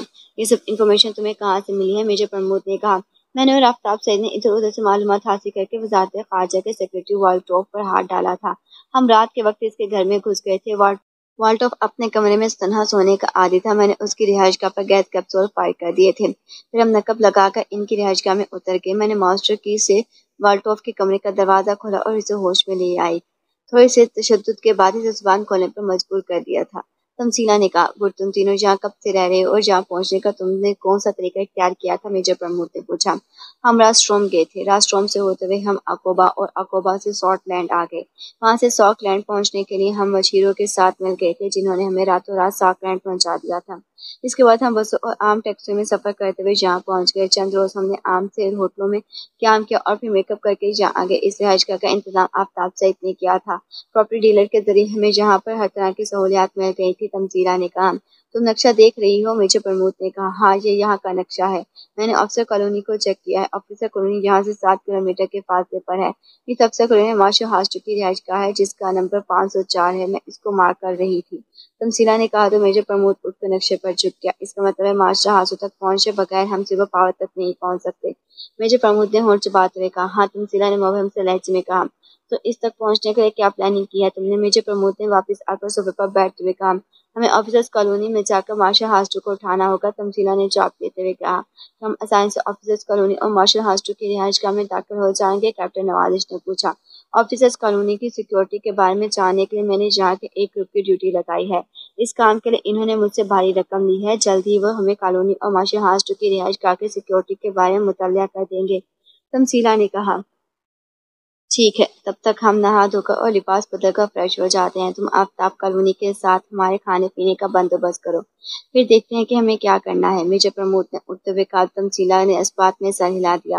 اور ہاں، ہمارے پاس کوئی لانچ رینج ٹرانسمیٹر ہے، میجر پرمود نے کہا۔ ہاں کیوں؟ تمثیلا نے چونک کر کہا۔ مجھے لا کر دو، مجھے ایک ضروری کال کرنی ہے، میجر پرمود نے کہا۔ تمثیلا سر ہلا کر کمرے سے نکل گئی۔ کچھ دیر بعد وہ واپس آئی تو اس کے ہاتھ میں ایک جدید ساکھ کا ٹرانسمیٹر تھا۔ اسے ٹرانسمیٹر میجر پرمود کو دے دیا۔ میجر پرمود نے ٹرانسمیٹر آن کیا اور اس پر ایک فریکوینسی ایڈجسٹ کرنے لگا۔ ٹرانسمیٹر سے ٹون ٹو کی آواز نکلنے لگی اور ساتھ ہی اس پر لگا ہوا ایک سرخ بلب روشن ہو گیا۔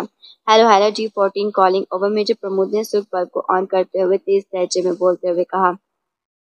یس، پروسنگ اٹینڈنگ یو اوور۔ چند لمحوں بعد اس طرف سے ایک تیز آواز سنائی دی۔ پروسنگ، میں RC پہنچ گیا ہوں، تو مجھے کہاں مل سکتے ہو؟ اوور، میجر پرمود نے کہا۔ جہاں تم کہو، اوور، دوسری طرف سے کہا گیا۔ مجھے اپنا ایڈریس بتاؤ، میں خود تمہارے پاس آؤں گا، اوور، میجر پرمود نے کہا۔ کیا ٹرانسمیٹر پر ایڈریس بتانا ٹھیک رہے گا؟ اوور، پروسنگ نے کہا۔ اوہ ہاں، تب پھر تم سے رابطہ کیسے کیا جا سکتا ہے؟ اوور، میجر پرمود نے فوراً کہا۔ تم کسی بوت سے میرے اسپیشل نمبر پر فون کرو، پھر میں تمہیں بتاؤں گا کہ تمہیں کہاں آنا ہے، اوور، پروسنگ نے کہا۔ ٹھیک ہے، میں تمہیں 1 گھنٹے بعد کال کروں گا، اوور، میجر پرمود نے کہا۔ اوکے، اوور اینڈ آؤٹ، دوسری طرف سے فرانسنگ نے کہا، اور ساتھ ہی رابطہ ختم ہو گیا تو میجر پرمود نے بھی ٹرانسمیٹر آف کر کے تمثیلا کی طرف بڑھا دیا۔ کون ہے یہ فرانسنگ اور تم اس سے کیوں ملنا چاہتے ہو؟ تمثیلا نے میجر پرمود سے پوچھا۔ کام کا آدمی ہے، وقت آنے پر بتاؤں گا، میجر پرمود نے کہا اور کمرے سے ملحقہ واش روم کی طرف بڑھتا چلا گیا۔ آفتاب صاحب نے انہیں نئے لباس دے دیے تھے جو اسی آسمان میں وہ اس کے لیے بازار سے خرید لایا تھا۔ لباس بدل کر وہ کھانے کی میز پر آ گئے جہاں لیڈی بلیک نے ان کے لیے کئی لوازمات تیار کر لیے تھے۔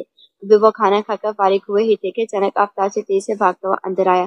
سر، ہمیں اس رہائش گاہ کو چھوڑنا ہوگا، فوراً آفتاب سے تیز لہجے میں کہا۔ کیوں، کیا بات ہوگی؟ میجر پرمود نے چونک کر کہا۔ کالونی میں KG-3 آ گئی ہے، وہ مسلح ہے اور کالونی کے ہر رہائش گاہ کو چیک کرتے پھر رہے ہیں۔ ان کے ساتھ کرنل سکارنو بھی ہے، میں نے اسے خود دیکھا ہے، آفتاب سے دیکھا، اور شاید انہوں نے ٹرانسمیٹر کال چیک کر لی ہے۔ نکل چلو یہاں سے، فوراً میجر پرمود نے اٹھتے ہوئے کہا تو وہ سب تیزی سے اٹھ کھڑے ہوئے۔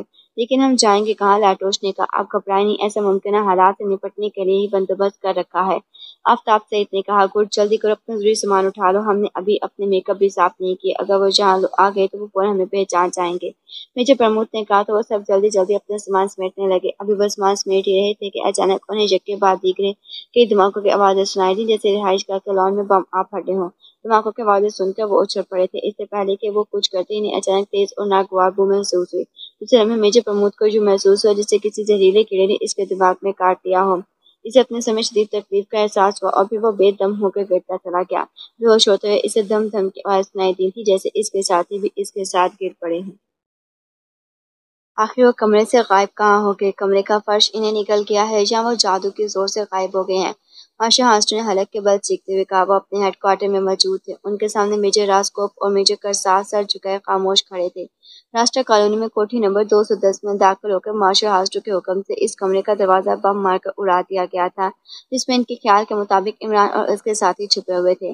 دروازے کے دھماکے سے اڑنے کے بعد مارشل ہاسٹو نے عمران اور اس کے ساتھی کو حکم دیا تھا کہ وہ اگر اپنی زندگیاں چاہتے ہیں تو خود کو ان کے حوالے کر دیں، مگر اندر سے انہیں کوئی جواب نہیں ملا تھا، جس پر مارشل ہاسٹو نے اپنے ساتھی کو حکم دیا تھا کہ وہ کمرے میں فائرنگ کر کے ان سب کو ہلاک کر دیں۔ اس کے ساتھیوں نے کمرے میں اندھا دھند فائرنگ کر دی تھی جس سے کمرے کی دیواروں کے پلستر اکھڑ گئے تھے، کمرے میں موجود فرنیچر اور دوسرے سامان کے پرخچے اڑ گئے تھے اور تہہ خانہ اوپن ہو گیا تھا۔ پھر جب وہ عمران اور اس کے ساتھیوں کی لاشیں دیکھنے کے لیے کمرے میں داخل ہوئے تو انہیں وہاں کسی کی لاش دکھائی نہ دی تو سب حیران رہ گئے تھے۔ انہیں اس بات پر شدید حیرت تھی کہ کمرے میں موجود افراد یکلگ کہاں غائب ہو گئے تھے۔ کمرے کا ایک ہی دروازہ تھا یا پھر تہہ خانہ جو شاید وہ وہاں سامان اسٹور کرنے کے لیے بنایا گیا تھا۔ اگر وہ کمرے میں نہیں تھے تو انہیں تہہ خانے میں لازماً ہونا چاہیے تھا، مگر وہ سب کے سب یوں غائب ہو گئے تھے جیسے گدھے کے سر سے سینگ۔ میں کیا کہہ سکتا ہوں سر، ریڈ کے وقت وہ آٹھوں اسی کمرے میں تھے، میجر راسکوپ نے دھیمی آواز میں کہا۔ یہی تو میں پوچھ رہا ہوں، اگر وہ کمرے میں تھے تو پھر اچانک کہاں غائب ہو گئے؟ مارشل ہاسٹو نے دھاڑتے ہوئے کہا۔ سر ہو سکتا ہے کہ جس طرح اس کمرے کے نیچے تہہ خانہ تھا اسی طرح کمرے سے نکلنے کا کوئی دوسرا خفیہ راستہ بھی ہو۔ میجر کرساف نے کہا جو اب تک خاموش کھڑا تھا۔ میں نے اس امکان کا بھی جائزہ لیا تھا سر، اس کمرے کے نیچے اور کوئی تہہ خانہ نہیں ہے اور نہ اس کمرے کا کوئی دوسرا راستہ ہے جہاں سے ان کو نکلنے کا امکان ہو۔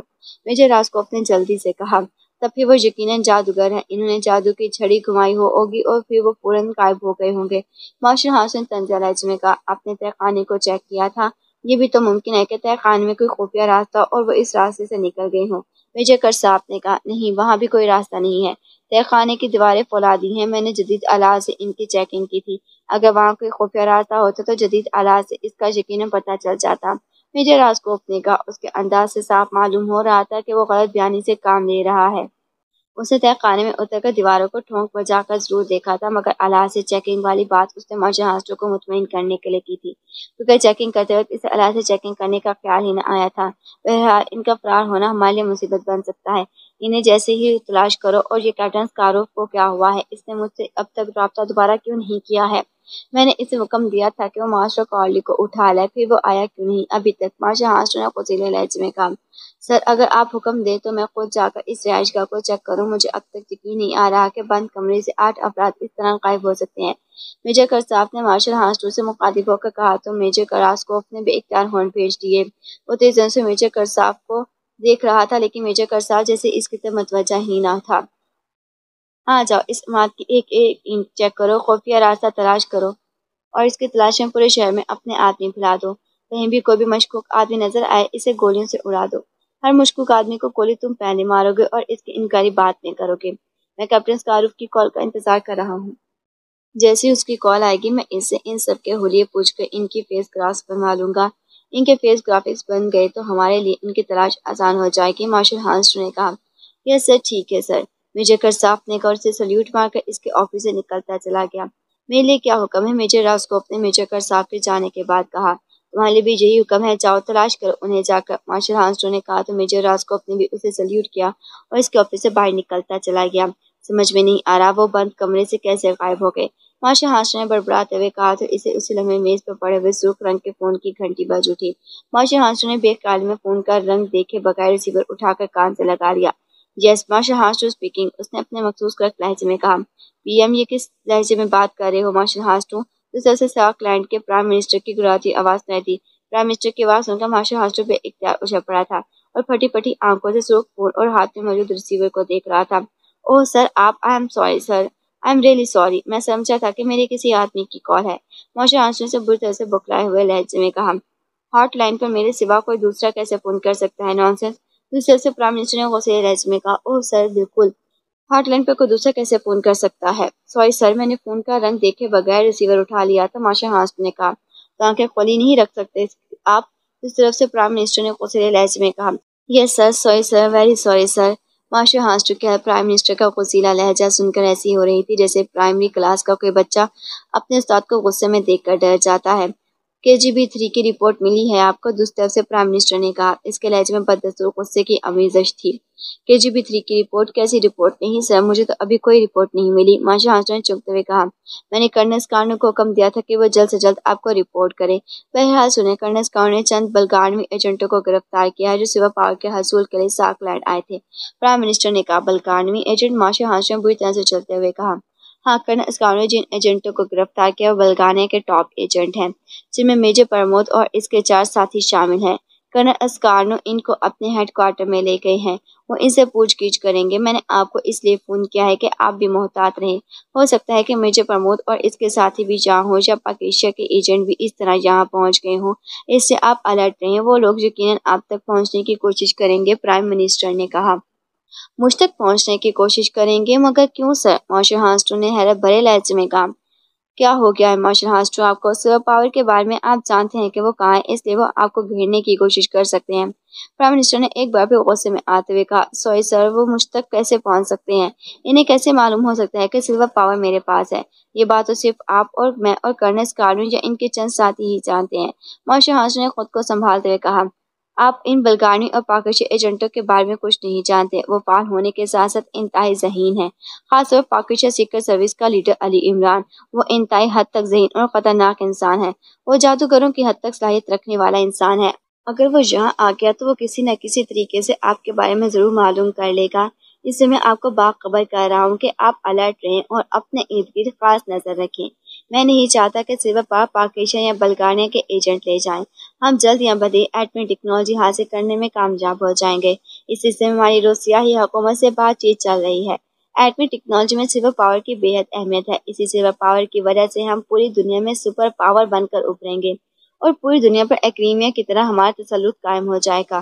دوسری طرف سے پرائم منسٹر نے مسلسل بولتے ہوئے کہا، یہ سر آپ بے فکر رہیں سر، میں ہر طرح سے محتاط رہوں گا۔ مارشل ہانس نے کہا، گڈ، آپ یہ بتائیں کہ سپر پاور کہاں ہے اور اس کی سیکیورٹی کا آپ نے کیا انتظام کیا ہے؟ دوسری طرف سے پرائم منسٹر نے پوچھا، آپ کے حکم سے میں نے سپر پاور ریڈ زون میں پہنچا دیا ہے سر۔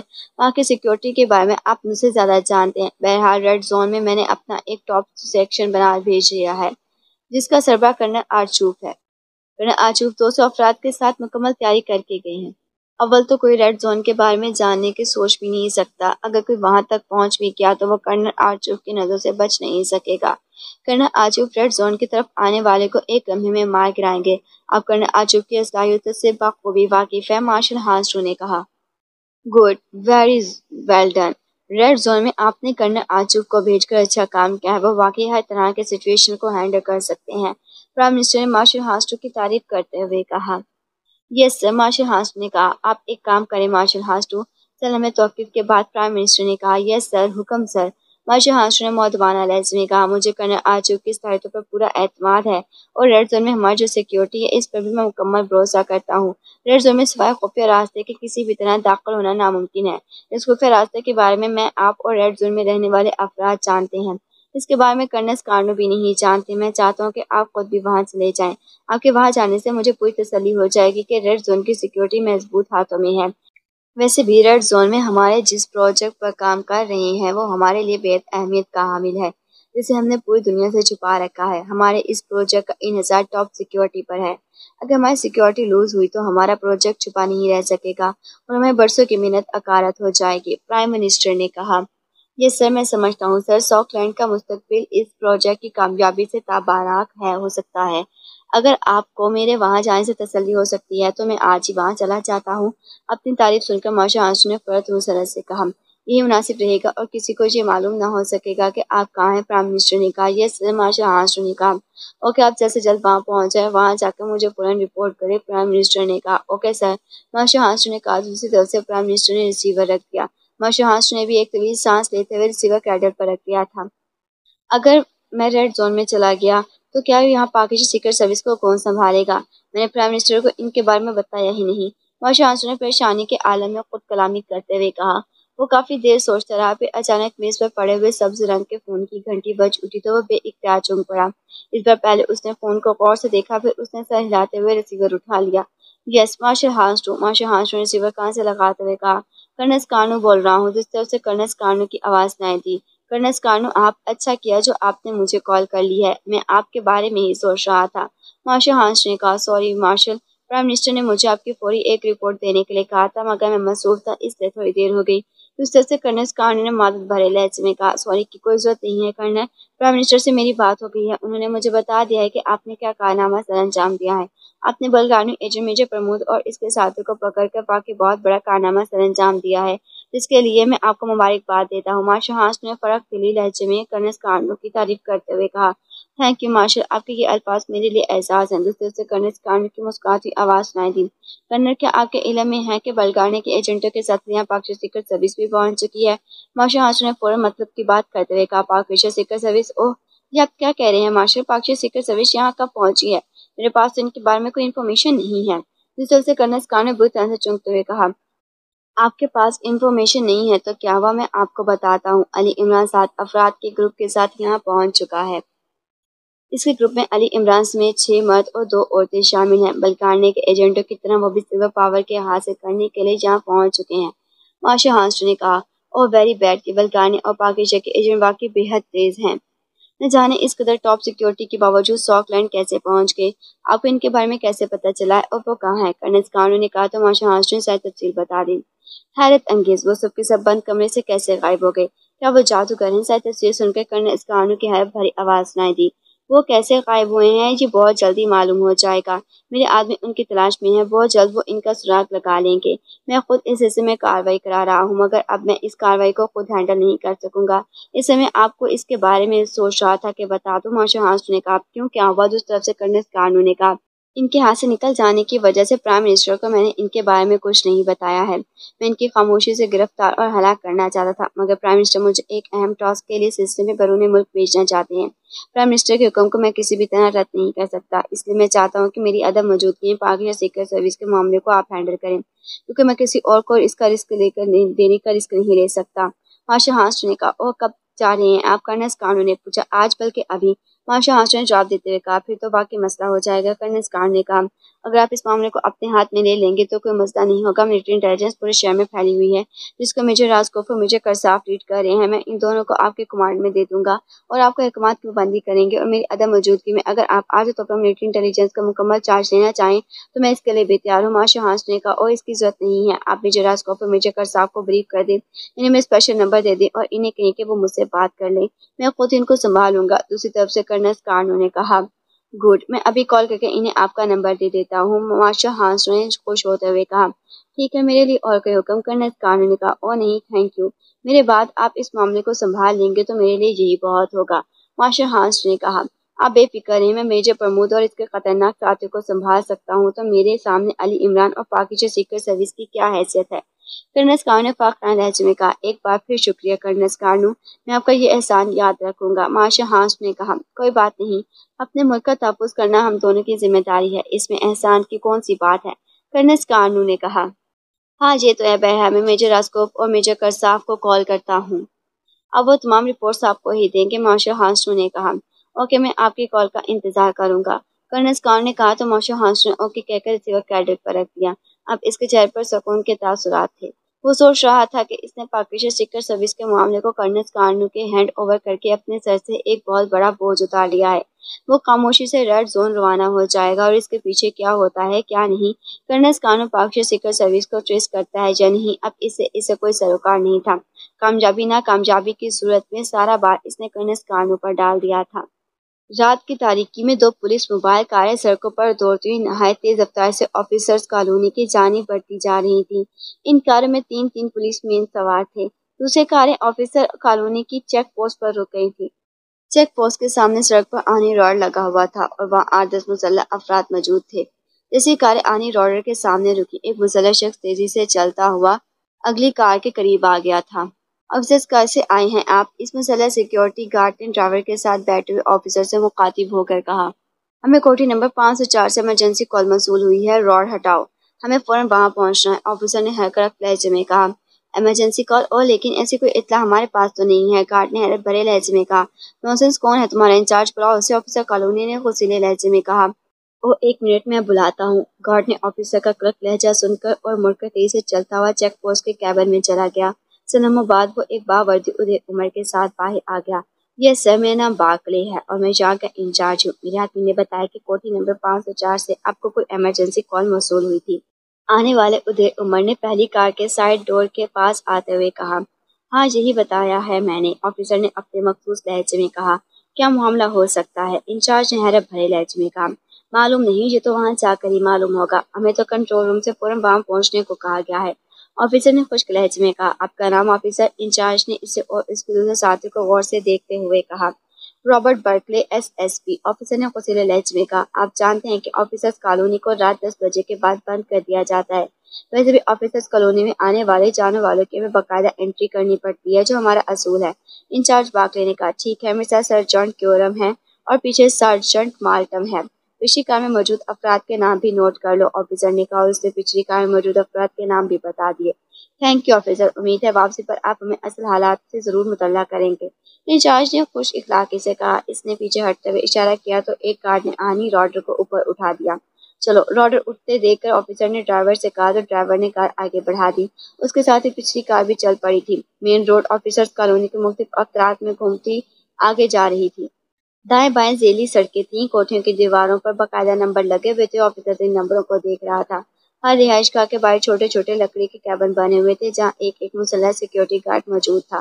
دونوں کاریں آگے پیچھے چلتی ہوئی ایک وسیع عریض کوٹھی کے سامنے رک گئی۔ اس کوٹھی کے گیٹ کی سائڈ کی دیوار پر 504 لکھا ہوا تھا۔ لکڑی کے کیبن میں ایک مسلح شخص اسٹول پر بیٹھا ہوا تھا اور اس کا سر کیبن کی دیوار سے لگا ہوا تھا جیسے وہ بیٹھا بیٹھا وہیں سو گیا ہو۔ کیا مطلب ہوا؟ یہ سونے کی جہاں ڈیوٹی دے رہا ہے؟ آفیسر نے حیران ہوتے ہوئے کہا اور کار کا دروازہ کھول کر باہر آ گیا۔ ارے سنو! آفیسر نے سیکیورٹی گارڈ کی طرف بڑھتے ہوئے اسے اونچی آواز میں پکارتے ہوئے کہا، مگر گارڈ کے سر پر اس کی آوازیں جون تک نہ رینگی تھیں۔ آفیسر تیز تیز چلتا ہوا آگے آیا اور اس نے ہاتھ بڑھا کر گارڈ کو کاندھے سے پکڑ کر ہلایا تو گارڈ اسٹول سے یوں گرتا چلا گیا جیسے بیٹھے بیٹھے اس کی روح پرواز کرے گی۔ اوہ، یہ تو ہلاک ہو چکا! آفیسر نے بری طرح چونکتے ہوئے کہا۔ دوسرے سے افراد بھی دیری سے کاروں سے نکل آئے تھے۔ دوسرے رہائش گاہوں کے گیٹ خاص فاصلے پر تھے اور سامنے کی رہائش گاہ کا گیٹ بھی شدید دوسری طرف تھا اور اس کے ارد گرد کے سیکیورٹی گارڈ ان کو نہیں دیکھ سکتے تھے۔ ہلاک ہو چکا ہے کیسے؟ ایک نوجوان حیرت بھرے لہجے میں کہا جبکہ آفیسر جھک کر اس ہلاک ہونے والے گارڈ کو چیک کر رہا تھا۔ خود پوچھ لو اس سے کہ کیسے ہلاک ہوا؟ افسر نے منہ بنا کر کہا، مطلب ہے کہ خود ہلاک ہوا ہے یا تو ہلاک کیا گیا ہے؟ اس نوجوان نے جلدی سے کہا۔ اس کی گردن توڑ کر اسے ہلاک کیا گیا، آفیسر نے کہا، اور اس کا مطلب ہے کہ یہاں پہلے کوئی آ چکا ہے، مگر وہ کون ہو سکتا ہے؟ دوسرے نوجوان نے حیرت بھرے لہجے میں کہا۔ گیٹ چیک کرو، افسر نے کہا تو ایک نوجوان آگے بڑھا اور گیٹ کا دروازہ چیک کرنے لگا۔ گیٹ اور دروازے اندر سے بند ہے، نوجوان نے کہا، تو اس کا مطلب ہے کہ وہ جو کوئی بھی ہے ابھی اندر ہی موجود ہے، افسر نے ہونٹ چباتے ہوئے کہا۔ اس نے کیبن سے ہٹ کر دونوں طرف کی دیواروں کو دیکھا تو دائیں طرف ایک بڑا سا درخت تھا جس کی شاخیں کوٹھی کے اندر جا رہی تھی۔ صفدر تنویر، کاروں کو یہاں سے ہٹا دو، ہمیں ہر حال میں اندر جانا ہے۔ مارشل ہاسٹو ہمارا شکار ہے، ہمیں یہ کبھی برداشت نہیں ہو سکتا کہ ہمارے شکار کو کوئی اور لے جائے، آفیسر نے کراتے ہوئے کہا۔ جو عمران تھا اور اس کے دوسرے ساتھیوں میں صفدر تنویر، جوزف، کیپٹن شکیل اور ماسٹر کارلی تھا۔ عمران نے انٹیلیجنس کے اس شخص پر تشدد کر کے اسے مارشل ہاسٹو کے بارے میں بہت کچھ معلوم کر لیا تھا۔ اس شخص کا نام کیپٹن اسکاروف تھا۔ وہ چونکہ خاصی تربیت یافتہ تھا اس لیے اس کی زبان کھلوانے کے لیے عمران کو اس پر مجبور تشدد کرنا پڑا تھا۔ کیپٹن اسکاروف سپر پاور کے بارے میں کچھ نہیں جانتا تھا لیکن اس نے مارشل ہاسٹو کے ہیڈ کوارٹر اور اس کی رہائش گاہ کے بارے میں عمران کی تفصیل بتا دی تھی۔ عمران نے سوچا تھا کہ جب تک وہ مارشل ہاسٹو کے گرفت میں نہیں لے لے گا اسے سپر پاور کے بارے میں کچھ معلوم نہیں ہو سکے گا کہ وہ کہاں ہے۔ عمران نے مارشل ہاسٹو کو اس کی رہائش گاہ میں گھیرنے کا پروگرام بنایا تھا۔ ماسٹر کارلی اس کے ساتھیوں کے ساتھ اسلحہ لے کر واپس آ گیا تھا۔ عمران کو کیپٹن اسکاروف کا مارشل ہاسٹو کی رہائش گاہ کے سیکیورٹی کے بارے میں تمام معلومات دیتے ہوئے بتایا تھا کہ مسلح افراد کے سوا رہائش گاہ میں بلڈاگ نسل کے کتے بھی موجود ہیں جو غیر متعلقہ افراد کو لمحوں میں چیر پھاڑ کر رکھ دیتے ہیں۔ آفیسرز کالونی میں عام گاڑیوں اور غیر متعلقہ افراد کا داخلہ قطعی ممنوع تھا، اس لیے عمران نے اس رہائش گاہ میں کسی پراسرار طریقے سے داخلہ ہونے کا پروگرام بنایا تھا۔ عمران کے کہنے پر جولیا، سالیہ، جوزف اور جوانا باہر گئے تھے جنہوں نے پولیس ہیلپ لائن پر بات کی تھی اور اپنی شکایت درج کراتے ہوئے کہا تھا کہ اس کی بہن کو 2 سیاہ فام گنڈے اغوا کر کے لے گئے ہیں۔ اس اپنی کار میں ان گنڈوں کا تعاقب کیا تھا جس سے اسے معلوم ہو گیا تھا کہ گنڈے اس کی بہن کو کہاں لے گئے ہیں۔ اسے اس کی مدد کے لیے کسی کو بھیجا۔ جولیا نے انہیں ایسے علاقے کا پتہ بتایا تھا جو عموماً سنسان اور ویران رہتا تھا۔ وہاں درختوں کی بھی کثرت تھی۔ اس کی شکایت کے کچھ دیر بعد ہی 2 موبائل کاریں وہاں پہنچ گئی تھیں جن میں 3 افراد موجود تھے۔ جولیا نے سڑک پر آ کے انہیں روک لیا تھا جبکہ اس کے ساتھی درختوں کے پیچھے چھپے ہوئے تھے، وہ مسلح تھے۔ جولیا نے مسلح آفیسرز کو بتایا کہ سیاہ فام گنڈے اس کی بہن کو درختوں کے پیچھے ایک کھنڈر میں لے گئے ہیں۔ وہ سب اس کے ساتھ چل پڑے تھے جس پر سالیہ، جوزف اور جوانا نے اچانک ان پر حملہ کر دیا تھا۔ انہوں نے نہ صرف ان کا اسلحہ حاصل کر لیا تھا بلکہ بے ہوش کر کے باندھ بھی دیا تھا اور پھر وہ انہیں وہیں چھوڑ کر ان کی دونوں کاریں اس رہائش گاہ میں لے آئے تھے جہاں عمران اور اس کے دوسرے ساتھی موجود تھے۔ عمران نے اپنا اور ان سب کا ہلکا پھلکا میک اپ کیا اور جولیا، سالیہ اور جوانا کو وہیں چھوڑ کر دوسرے ساتھیوں کے ساتھ آفیسرز کالونی میں آ گیا تھا۔ عمران کے کہنے پر صفدر اور تنویر دونوں کاروں کو وہاں سے لے گیا اور انہوں نے کاروں کو دوسری طرف ایک گلی میں پارک کیا اور واپس آ گئے۔ جب وہ واپس آئے تو عمران درخت پر چڑھا اندر جھانک رہا تھا۔ انہیں واپس آتے دیکھ کر وہ درخت سے نیچے اتر گیا۔ اندر خاموشی چھائی ہوئی ہے، لگتا ہے آنے والے یا تو اپنا کام کر کے نکل گئے ہیں یا پھر وہ رہائشی حصے میں موجود ہیں، عمران نے کہا۔ پھر کیا ارادہ ہے؟ صفدر نے پوچھا۔ ایسی ذات کی کوٹھیوں میں مین سوئچ عموماً باہر کی طرف ہوتے ہیں، میں اندر جاتا ہوں، جیسے ہی لائٹ آف ہو تو تم سب اندر آ جانا، عمران نے کہا۔ آپ رکے، میں اندر جاتا ہوں، کیپٹن شکیل نے کہا۔ اوکے، 10 منٹ انتظار کریں گے ہم، عمران نے کہا تو کیپٹن شکیل نے اس بات میں سر ہلایا اور دیر سے درخت پر چڑھتا چلا گیا۔ اسے دیوار سے سر نکال کر احتیاطاً اندر دیکھا اور پھر دیوار پر چڑھ کر اس نے اندر چھلانگ لگا دی۔ اسے جس انداز میں چھلانگ لگائی تھی باہر اس کی ہلکی سی دھمک بھی سنائی نہ دی تھی۔ پھر تقریباً 5 منٹ بعد پوری رہائش گاہ سے اندھیرے میں ڈوب گئی تھی۔ گڈ، جلدی اندر چلو، عمران نے کہا اور تیزی سے درخت پر چڑھ کر دوسری طرف کود گیا۔ اس کے بعد اس کے دوسرے ساتھی بھی اندر کود گئے۔ لان میں گہری خاموشی چھائی ہوئی تھی۔ آؤ، عمران نے جیب سے پسٹل نکالے ہوئے کہا۔ اس کے ساتھی نے بھی اپنے پسٹل نکالے تھے۔ وہ آگے بڑھے تو انہیں ایک ظاہر جھکے جھکے انداز میں اپنی طرف آتا دکھائی دیا۔ عمران نے حلق سے جھینگر کی آواز نکالی تو اسے جواب میں جھینگر کی آواز سنائی دی۔ آنے والا کیپٹن شکیل تھا۔ عمران صاحب، اندر گڑبڑ معلوم ہوتی ہے، کیپٹن شکی نے نزدیک آ کر دھیمی آواز میں کہا، کیسی گڑبڑ؟ عمران نے پوچھا۔ لان کے ایک حصے میں 4 بل ڈاگز اور چند محافظ مردہ پڑے ہوئے ہیں، شاید ان سب کو بے ہوش کر کے اور جان لا کر ہلاک کیا گیا ہے۔ یہاں شیشے سے مجھے چند آوازیں سنائی دی تھی، میرا خیال ہے کہ وہ لوگ ابھی اندر ہی ہیں۔ کیپٹن شکی نے کہا تو عمران نے ہونٹ بھینچ دیے۔ ٹھیک ہے، آؤ ہم انہیں جہاں سے نکلنے نہیں دیں گے، عمران نے کہا، اور اس کے کہنے پر وہ سب پھیل گئے اور جھکے جھکے انداز میں رہائشی حصے کی طرف بڑھتے چلے گئے۔ عمران نے جیسے ہی جھکے انداز میں دوڑتا ہوا برآمدے میں پہنچا، اچانک برآمدے میں موجود ایک ستون کے پیچھے سے ایک سایہ سا نکلا اور اس سے پہلے کہ عمران سنبھلتا، سایہ اچانک اس پر جھپٹ پڑا۔ اسی کے ساتھ ہم اختتام کرتے ہیں اپنے ناول کے تیسرے حصے کا۔ ویڈیو اچھی لگی ہے تو لائک کر دیں اور ہمارے چینل کو سبسکرائب کرنا نہ بھولیں۔ ملتے ہیں اگلی ویڈیو میں، تب تک کے لیے اللہ حافظ۔